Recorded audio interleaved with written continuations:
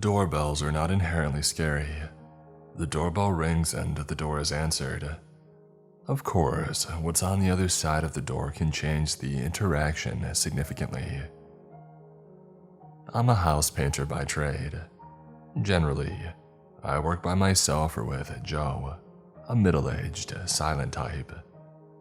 He's a nice guy, a talented painter, and a devout Christian. It's funny to think that his faith actually has little to do with what happened that day. It was a Wednesday afternoon. The entire day was spent hanging drywall, completely covering the ceilings of 2 bedrooms. If you've ever covered a ceiling in drywall, we can swap stories of shoulder pain and screw shards in our fingers later. 2 women lived in the house, with its cracking walls, dusty everything, and strange ability to cast shadows in a room facing direct sunlight. Somewhat elderly women, sisters I think, but I wasn't too sure. Kind women, but they had a tendency to walk completely in sync with one another. It was like if you've seen the movie Don't Look Now. It reminded me of the old women in that. Man, that was a pretty good movie. It used suspense effectively. But after a while, the lack of anything happening became a bit mundane. Oh, sorry, I'm rambling. I daydream when I work, so documenting the day brings out the talker in me. But anyway, the women had left for several hours. I have no idea where they went, but judging by the empty lorazepam bottles and compulsive conversations about death on the news, I would say nowhere important. Just getting away from the loneliness and depression that is the Philadelphia suburbs for a while. So, it was myself, Joe, and a dying radio set to the oldies. The radio would turn to static whenever I walked by, only me, which I found odd.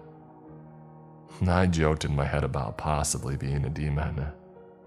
These are the things that one thinks about while screw gunning a 400th spiral into gypsum. Spiral into gypsum would actually be a decent band name, honestly. There I go, rambling again. The stories never stop aboard this train of thought. The doorbell rang. Joe called from the other room. Hey Dave, you mind grabbing that? My hands are full. Should we really be answering the door with the homeowners gone? Well, no. I suppose whoever it is can always come back later. Silence. Come help me dry fit this. I sigh, knowing soon that I'll be holding my arms above my head for a lot longer than I would want to. 1 hour passes and the women haven't come home. We've exhausted our drywall surplus upstairs, so Joe charges me to run downstairs to grab another sheet myself. Maneuvering a cumbersome piece of sheetrock is not something that I'm excited about, but the sooner that we finish, the sooner that I can go and kill all the ice cream in my freezer, since I'm basically a child. Frickin' sue me. Charging down the stairs, I stop. The front door is covered by a thin curtain, obscuring the window in it somewhat, but the sunlight pouring through outlines a silhouette on the other side of the door. I cock an eyebrow, as if anybody can see my confusion. Whoever happened to be standing there was completely still, so I decided to assume it was one of the women on their porch, admiring the bland street corner. It's funny how we instantly rationalize what we don't understand. It isn't so much that we make sense of the world, but we invent our own reality where nothing bad can happen. My hand gripped the tarnished handle and turned. pulling the door open to reveal a man in a black suit. A suit that would have been more at home 200 years prior. He was wearing a bowler hat and looked vaguely similar to an elderly Sinatra. His voice, however, was not from the chairman, deep and leaving a bitter taste in my mouth. "Hello, friend. I started to think that you would never answer the door." It was at this point that I should have closed the door in his face, but frankly, I don't think it would have changed the events that followed. I didn't know you were there this whole time. You a friend of Maureen's. He had to know the homeowners somehow, right? Right. Breathe and remember. Rationalize. Oh no. I'm just here to deliver an envelope to a Joe house. Is that what that says? The man pulled some reading glasses out of his pocket. Yes, Joe House. Do you happen to be Joe? No, I'm not Joe, but I could take this to him if you'd like. He's right upstairs. No, I can't allow you to touch the envelope, but if you would allow me to come in, I'd be more than happy to deliver the message and to be on my way. I heard steps from behind me. I was wondering when Joe would get impatient. Dave, where's the drywall? Who's that? It's not important, but this envelope is for Joe House. Would you be Joe House? The old man was exceedingly pleasant, cracking a smile without a hint of malice. I am. Joe approached the man as one would approach a leper. He snatched the off-white envelope, opening it at arm's length. If this is anthrax, I'm making sure that you die with me, old man. Joe was also a pretty big conspiracy theorist. The man just grinned. It's nothing of the sort, but I appreciate the humor. Joe removed a single piece of paper from the envelope, reading it aloud, brutally grimacing. It isn't solar storms, it isn't demons, it isn't nuclear. He paused. Then what the heck is it? Oh, I just delivered the messages. The old man gave a stiff wave before collapsing into a pathetic heap. The police arrived promptly, pulling up in a storm of light and sound. They took statements from each of us. They surveyed the area. The homeowners finally came back, obviously horrified that an old man had died on their porch. This was made more bizarre by the woman asserting that they had never before seen the unfortunate visitor. The old man was a complete stranger to everyone, apparently. He had nothing in his pockets, no tags on his clothing, no fingerprints. His teeth were dentures with no label or serial number branded onto them. The cops fidgeted for a while, taking pictures, shooting their guns at each other in a weird take on a water gun fight, punching stray animals. We all joined in and it was a great time. Okay, I'm kidding. But the officers really didn't know what to do.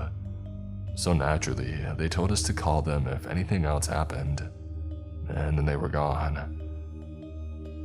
Maureen's supposed sister had gone upstairs to lie down. Joe, myself, and Maureen made awkward small talk, having no stake in this old man, and wanting to banish the ordeal from my memory. John made no mention of the envelope to the police or to the sisters. Eventually, we all decided the best course of action was for Joe and I to just go ahead and continue working. Man, do I wish we just left. I was working in the front bedroom, so I pushed the door open, not remembering having closed it, but telling myself that I'm forgetful sometimes. There was Maureen's sister, Deanna, lying dead on the floor, her eyes wide, chest and stomach sliced open, revealing a bloodless cavity. Her arm was propped up with a wooden board, forcing it to point directly at the ceiling. One of the pieces of drywall had a new arrangement of nails. The blackheads all gathered in a pentagram. It appeared to be bleeding, red fluid dripping from the old nail holes. I guess I should mention the rest of the room too. Diana wasn't the only dead body. One of the police officers and 2 people that I had never seen before all lay dead and empty, pointing up to the ceiling. The furniture, which only consisted of a bed and a desk, were covered in sheets. Joe's tools, 2 different sized pliers, a drywall saw, a drill, and a painter's putty knife sat neatly on top of the desk. The bed was covered in envelopes. It may have been a gut reaction to the scene, but Joe ran frantically to the envelopes, tearing each one open like a spoiled kid on Christmas. It isn't Satan, it isn't monsters, it isn't demons, it isn't a serial killer, it isn't aliens. The envelopes all contained variations of the trope, gradually turning Joe's tone from urgent to pleading. He collapsed into tears. My heart was racing, but until you've seen something atrocious, you don't know how you would react. Maureen vomited before passing out on the floor. I stood still, sweating, wringing my hands. The vice grip on my chest signaled a panic attack. What do I do now? What did this? And then Joe opened the last envelope. This one was completely black, buried beneath the others. Unlike the previous letters, this was opened with care. The vigor was gone. Joe stood still for a while before turning to look out the window, where I was situated at the door. I couldn't see what he was looking at, but I didn't need to see it. Get the heck out of here now. Joe turned to me in a frenzy, running towards the door as I heard his shattering glass. I glanced back as I flew down the stairs, only to see Joe clawing at the hardwood floor, nails tearing off into cascading red. He was being dragged by a scabbed hand with long, yellowing nails. I didn't see what the hand belonged to, but it didn't matter. I thought of going back to save Maureen, but as I plowed through the first door, her body exploded from the window above me. The sound of bones cracking and ripping accompanied the unnatural bounce of her body. Run, little rabbit. It's hunting season. A monotonous tone, a sour taste in my mouth, the taste of garbage and hate, not my own hate. I threw open my car door, remembering suddenly that my battery had been temperamental lately. 1 turn of the key, grinding sounds. 2 turns of the key, grinding sounds. 3 turns of the key, no sounds. I looked up at the second-floor window, feeling eyes on me. Being parked across the street, the view of the window was clear enough to make out an abnormally large head, given that appearance by a mass of matted, straw-like black hair. The hair obscured all facial features except the scarred, dirty cheeks and jaw, adorned with, well, it wasn't a smile. The mouth was open, displaying gritted caramel teeth. The expression didn't indicate any emotion. 4 turns. The window gazer slithered from the window, limbs being used in the wrong way to exit onto the overhang above the front door. 5 turns. The window gazer reached a scabbed hand onto the drain pipe, attempting to slide down the pipe upside down. The nails and brackets on the lube tore flesh from the thing, dripping red onto the pavement in a sinister shower. 6 turns. The thing lay still on the ground for several seconds before wildly flailing its bony body parts, the whole time seemingly training that eyeless gaze on me. Mouth still open, teeth still gritted, blood still leaking from fresh wounds. 7 turns. Lucky 7, the car came to life, turning the corner and I was gone right into traffic. Crap, crap, crap. Cars in front, cars behind. I glanced behind me expecting to see the beast wandering towards the main road. But instead, I saw Maureen and Diana pull their car around the block. My phone buzzed. It was Joe. Hello? Where the heck are you, man? You're okay.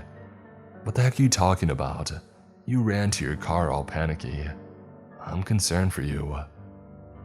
I pulled the car to the side of the road, staring at my hands for no reason other than that they existed. The phone was still on and Joe asked if I was there, but I couldn't bring myself to answer. Was it really Joe? I decided to ask him one thing. What did it say in the last envelope? Static for a second, and then a sour taste in my mouth. I knew I wasn't going back to that house. It's curiosity,